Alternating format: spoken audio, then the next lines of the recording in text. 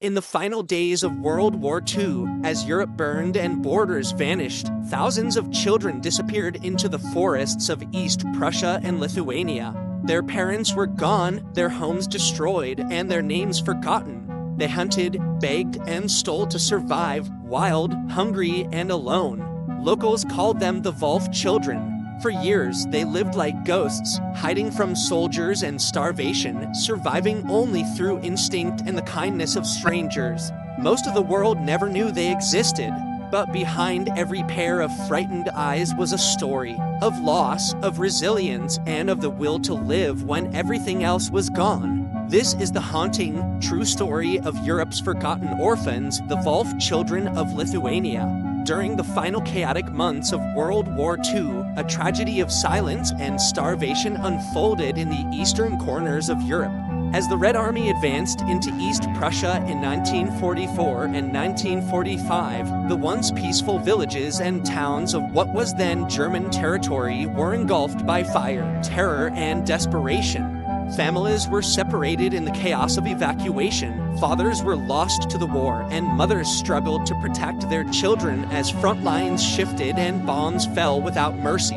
Among the millions of civilians fleeing westward were thousands of children who became separated from their parents, left behind in the collapsing world of the Third Reich.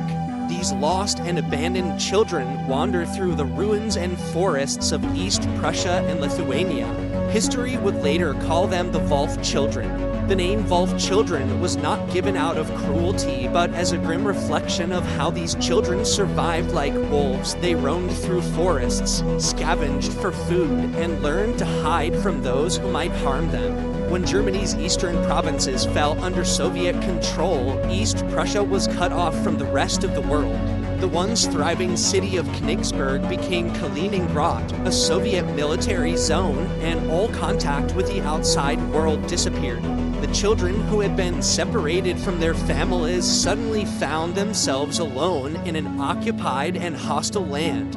Their parents were dead, imprisoned, or lost in refugee columns heading west. These children had no shelter, no food, and no nation to claim them. In immediate aftermath of the war, East Prussia was a wasteland. Villages were burned, crops destroyed, and the civilian population decimated. Hunger was everywhere. Disease spread quickly among the few survivors. Those who could flee west did so, but for the children left behind, there was no escape. They wandered in groups, searching for something to eat, knocking on doors of farmhouses or hiding in barns. Some were as young as 4 or 5 years old, too young to understand what had happened, too young to even remember their own names. They survived by stealing potatoes, eating bark or grass, or scavenging food left for animals. Many died of starvation or illness before winter ended. By late 1945, small groups of surviving children began crossing the border into neighboring Lithuania, seeking food and refuge. Lithuania itself had suffered heavily under both Nazi and Soviet occupations, yet it became a place where some of these German children found a fragile chance of survival. For the Lithuanian peasants living under new Soviet rule, helping German children was dangerous. The Soviet authorities viewed old Germans as enemies and collaborators. Anyone caught harboring them could be accused of treason, imprisoned, or deported to Siberia.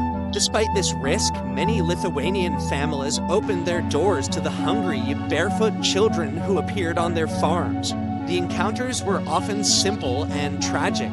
Villagers later recalled how the children came silently from the forests, pale and dirty, their clothes in tatters, their eyes hollow with hunger. They spoke in a language most Lithuanians could not understand, but the meaning was clear. They would point to their mouths or whisper one word outread. Some families gave them food and sent them away, fearing Soviet retribution. Others took them in, hiding them in barns or among their own children.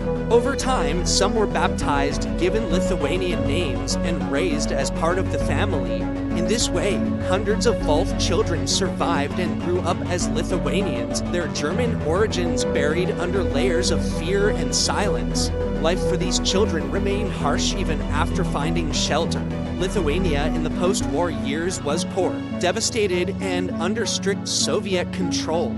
Food shortages were common, and many peasants themselves lived on the edge of starvation. The children who were taken in often had to work hard for their keep herding cows, collecting firewood, or laboring in fields from dawn until night.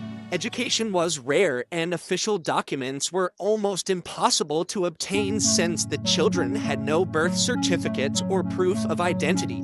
They existed outside the system without nationality or rights, their very existence denied by the Soviet regime. Those who could not find shelter continued to wander. Some were captured by Soviet patrols and sent to orphanages or camps where conditions were grim. Others froze to death in winter or drowned while crossing rivers in search of food. Yet somehow a few managed to survive year after year, sustained by instinct and the kindness of strangers. They became part of the Lithuanian landscape, silent, invisible, living ghosts of a war that had ended for everyone else. For many of these children, their German identity slowly faded. They forgot their mother tongue and adopted Lithuanian. Some no longer remembered their real names or where they came from. When asked, they would say they were from the other side of the river or the forest. A few held on to small memories, a lullaby, a family name, or a village, but most grew up with nothing. By the 1950s, most of the surviving Wolf children had fully blended into Lithuanian society. Although always at the margins, they had no papers, no inheritance, and no history. The fate of these children remained largely unknown to the world for decades. During the Cold War, information from Soviet-controlled territories was scarce, and the West paid little attention to the remnants of East Prussia. It wasn't until the 1990s, after Lithuania regained its independence and the Soviet Union collapsed, that the truth began to emerge. Journalists, historians, and filmmakers started to uncover stories of elderly people in Lithuanian villages who had once been German children. They spoke fluent Lithuanian, had Lithuanian names, and had lived ordinary lives, but deep inside carried the memories of hunger, fear, and loss. Survivors recalled the terrible winters of 1945 and 1946 when snow covered the forests and starvation took countless lives. They remembered watching siblings die beside them, burying them in shallow graves, or leaving them behind because they could not carry them any further. They remembered kind Lithuanian peasants who shared their last pieces of bread and others who turned them away in terror. They spoke of how they learned to eat anything edible: frogs, snails, even sawdust mixed with water. Many had scars, both physical and emotional, that never healed. The rediscovery of the Wolf children's story after 1990 sparked a wave of research and humanitarian efforts. German and Lithuanian organizations began tracing survivors, reuniting some with long-lost relatives in Germany. Some were finally able to obtain German citizenship and visit the land of their birth, although most found that their childhood homes no longer existed. The cities and villages of East Prussia had been destroyed or repopulated, and their memories belonged to a world erased from the map. For many, the visit was bittersweet, a return to a homeland that no longer recognized them. The story of the Wolf children also revealed deep moral questions about guilt, compassion, and survival. These children were innocent victims of a war they did not understand, yet they carry the burden of being German in a land that had suffered greatly under German occupation. For Lithuanians, helping them was an act of humanity, but also an act of defiance against Soviet power. The relationships between the orphans and their rescuers became symbols of silent resistance and compassion in a world ruled by fear. Historians estimate that between 5,000 and 25,000 Wolf children may have existed in the immediate post-war years. The exact number will never be known. Some perished in the forests, their names forgotten. Others were absorbed into Lithuanian or Russian society, their German roots lost forever. Only a few hundred were ever identified and recognized.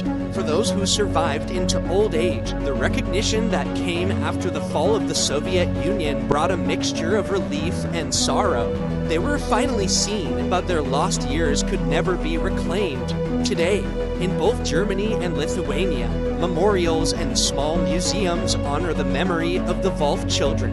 In the Lithuanian town of Alytus and in other villages, plaques remember the children who came from the forests begging for food. Schools and historians work together to preserve their stories through interviews and archives.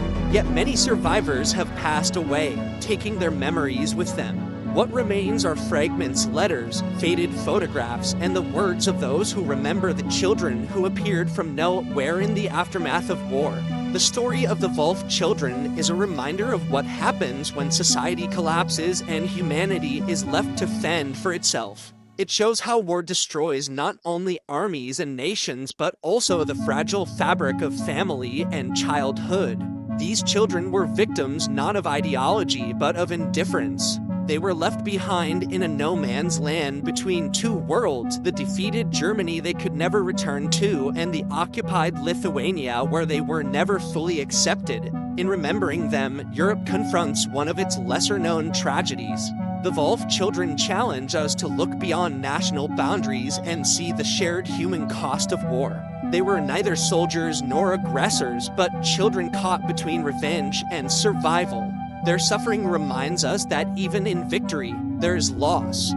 And even in peace, there can be silence deeper than war. As time moves forward, fewer and fewer Wolf children remain alive to tell their stories. Those who do speak with quiet dignity, describing not only their hunger and fear, but also their gratitude toward the people who saved them. Some speak of their Lithuanian foster parents as their true family, saying that love and kindness mattered more than nationality or blood. Others still carry sadness for the parents they lost and the homeland that vanished behind new borders. The forests of Lithuania that once sheltered them are now peaceful, filled with the sounds of birds instead of soldiers. But for those who once hid among the trees, every rustle of leaves recalls the nights when they trembled from cold and hunger. The rivers they crossed barefoot in search of food still flow, silent witnesses to their suffering. The Wolf children's story remains part of this landscape, a testament to endurance amid ruin. In the end, today, the forests where the Wolf children once hid are quiet. The fields that witnessed their hunger now bloom with peace.